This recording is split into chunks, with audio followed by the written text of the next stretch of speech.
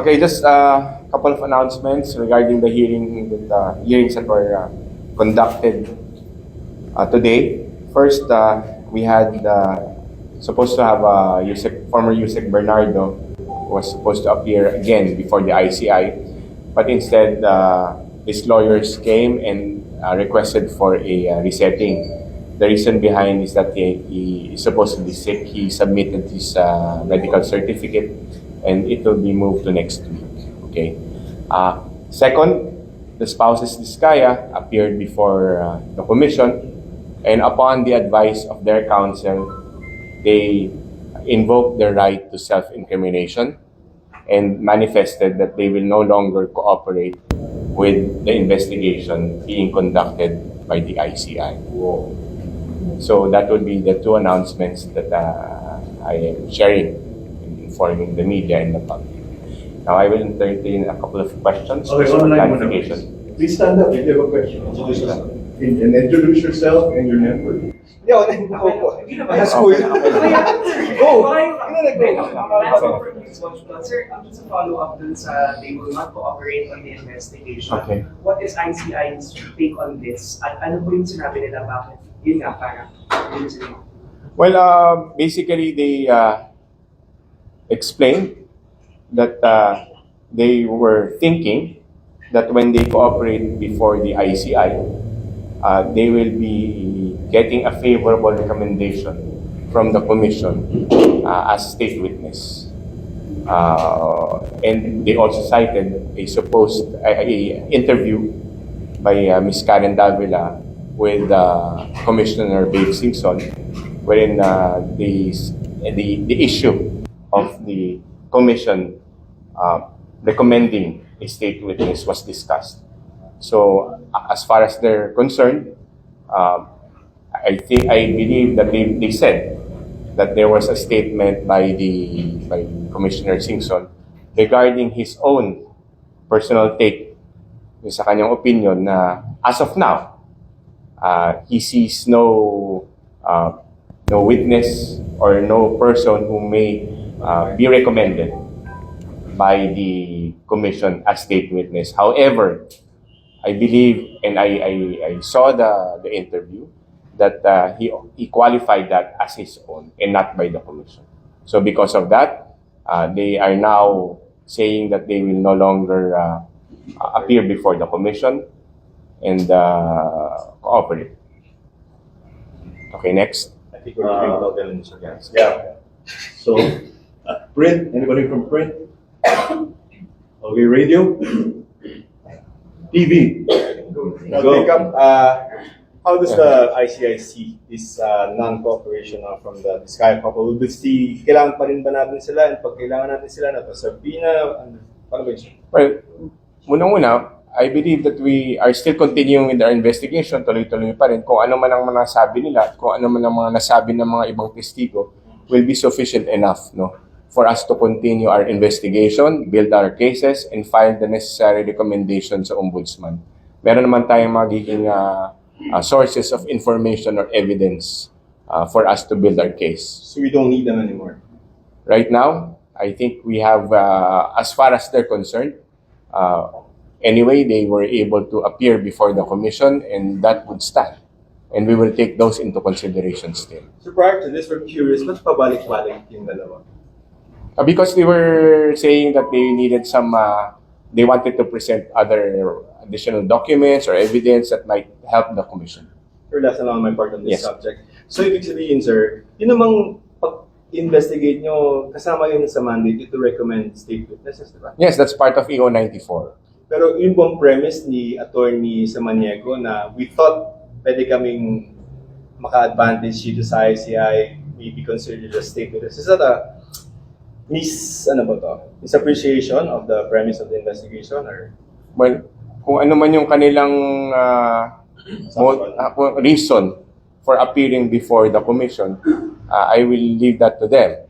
But as far as the evidence, their testimonies, and affidavits which they have already submitted to the commission, we will consider those. So we will consider. In what sense? That will be part of our investigation. Not, Now, kung ang ano man ang rason nila, kung bakit sila nagko-cooperate, sila yung mayroong rason noon. But as far as we're concerned, tinatanggap pa rin namin ang kanilang mga information, documents, or evidence that they have provided to us. Yes. Here, go ahead, Larry. Hi sir, Hardy Balbuena from PTV. Yeah, Hardy. Sir, kay Yusek Bernardo, may we know kung ano yung medical condition na naka-indicate dun sa medical certificate? Ang nakasulat yata parang flu or influenza, parang ganun. But hindi kaming kaming next week. Okay. And then sir, dun sa new set of names dun sa panibagong ILBO request, no? We've noticed karamihan dito ay private individuals. So may we know sino-sino po sila? Oh, I think it was in the hold on, it was on the announcement that we made. But can I just refer it just to be sure? We have the list pa, John? Para lang sigurado tayo. And I don't miss the names. Coming. Here you go. All right. So, okay, on October 13, 2025, the ICI sent a request to the Department of Justice for the issuance of an ILBO against the following individuals.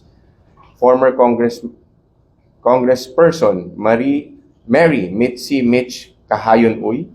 Number 2, Arturo Art Atayde. 3, Alvin Tan. 4, Bong Marasigan.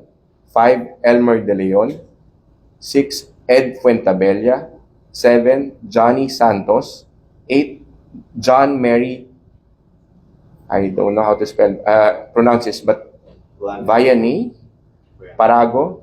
Alvin Mariano, number 9. 10, Ryan Uy. 11, Daryl Resio. 12, Nestor Venturina. 13, Benji Tokol. Ito na-mention natin sa first, no? Number 14, Romeo Boggs Magalong Jr. This was inadvertently included, no? But this was already part of the initial list. Same as District Engineer Ramon de Venadera and 16, District Engineer Johnny Protesta Jr. So yung tatlong yon na nabanggit lang ulit, no? But ito ulit bago to, 17, District Engineer Aristotel Ramos, 18, District Engineer Michael P. Rosaria, and 19, Engineer Angelita Garucha. So those are the names included in our request for issuance of an ILBO. So sir, most of them are contractors. Tama ba? Not necessarily, no? I cannot divulge right now kung ano nila, but they definitely might have information with regard to the ongoing investigation being conducted by the ICI. Sir, Ricky Mendoza from Net 25. Sir, ano pong mangyayari dun sa nangyari kay Karen Davila? Hindi po ba maapektuhan ba nun yung mga public interviews na ng ating po mga investigators? Mag-appear po ba sila sa mga public interviews? In a way, I don't believe that that's going to be an issue. We will continue to inform the public. Either through them or through me, but definitely there's been I think a resolution already that as much as possible, any official announcements or information coming from the ICI will be coursed either through the spokesperson, which is me, or the chairman. And follow-up ko na lang po, yung move po natin kay Zaldico. Sinabi niyo po kahapon, sir, na pag-aaralan. Ano na po yung state ng pinag-aaralan po natin? Yes. That's a good question. In fact, immediately after I said that, I went to our legal team and I wanted to know what is the real reason behind how the subpoenas were sent. And upon research, they just had difficulty in serving that. So we will study this further. Either we file a petition before the regional trial court for a contempt proceedings, or probably reissue a subpoena to comply with the legal requirements, just to be sure. So does that mean hindi na-serve yung subpoena po kay Zaldico? Not, sir, but there was a difficulty in serving it in person because he was outside of the country. Pero sir, pag na-serve na po ba natin yun na hindi pa siya attend, matutuloy na po ba yung papasite in contact po natin? Siyempre, we have sufficient basis already. We just gusto lang namin basis covered lahat, no? Walang butas sa aming sa pag-apply or sa pag-petition sa korte ng application for indirect contempt. So we wanted to make sure about that. I wanted to make sure about that. Kaya sabi ko, pag-aralan ninyong mabuti kung meron tayong dapat gawin pa just to make sure that we have sufficient basis to file or go to the courts and ask for indirect contempt. Gawin muna natin. Does the ICI have knowledge dun sa pinanggit po kahapon ng palas na gagawing state witness or may chance na gawing state witness po si Kong Martin Romualdez? Wala akong alam na ganong plano or ganong plano or intent by the DOJ because DOJ naman na magde-decide dyan. But definitely, I don't know or the ICI doesn't know about that. Pero sir, all throughout the course of your investigation or yung proceedings kahapon, may recommenda ba natin si Martin Romualdez as a state witness? Wala pa kaming, sabi ko nga sa isang, I was asked about that. Right now, wala pa ho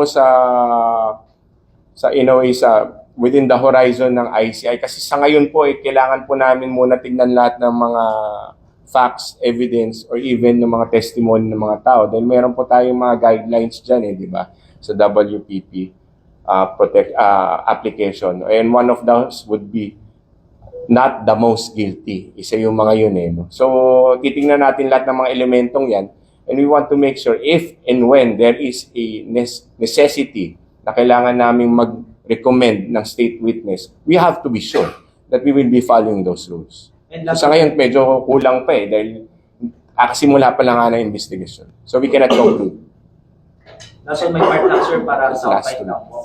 Ano po yung, kumbaga yung process dun sa ILBO po? Meron po bang, kailangan po ba nilang magpaalam dun sa DPWH kung lalabas po sila ng bansa? Well, I believe that's the procedure in any government agency. If you're a government employee, kailangan mo magpaalam ng travel authority ang tinatawag dyan sa head of agency. So, as far as these government officials are concerned, who are part of the ILBO, they would have to go to that process. Kailangan nila magpaalam. Thank you, sir. Sir, Isa Mataner from Bombo Radio Philippines. Ask lang din ako ng update kasi di ba tuloy-tuloy na yung field investigation nga ng mga field engineers po ninyo as you said nung Monday. So any update on this? Mayroon na po ba tayong any development dito? Ayan, maganda na tanong ninyo yan, no? Kasi gaya nga ng sinasabi ni General Azurin nung Monday, nung nag-oath siya, and after that, during our press conference, the next step would be doing technical evaluation.